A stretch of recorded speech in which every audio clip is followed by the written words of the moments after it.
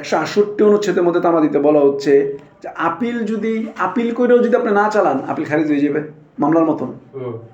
তাহলে খারিজটাকে রদ করার জন্য আপনি 30 দিন, ওই মামলার মতো। মামলা খারিজ হলে যেমন 30 দিন, আপিল খারিজ হলেও 30 দিন।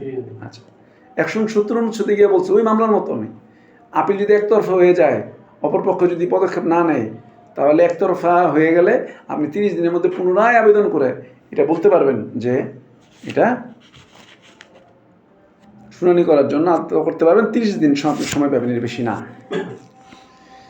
170 যে জিনিসটা বলছে নিঃস্ব ব্যক্তির আপিল, যেটি নিঃস্ব ব্যক্তি, উনি একটা মামলা করে হারলেন, এখন ওনাকে আপিল করার টাইমিংটা হচ্ছে মামলা হারার পর থেকে 30 দিনের মধ্যে সে আবার আপিল করবে। হ্যাঁ, আপিল তো জজ কোর্ট ছাড়া আপিল করার চান্স নাই। আপিল কোর্ট মানে জজ কোর্ট। আপনি নিঃস্ব ব্যক্তি আপিল করবে, নিঃস্ব ব্যক্তি মামলা করতে সরকারের সহযোগিতায়, এখন আপিল করতে চাইলে সে ওই জায়গাটায় যাবে।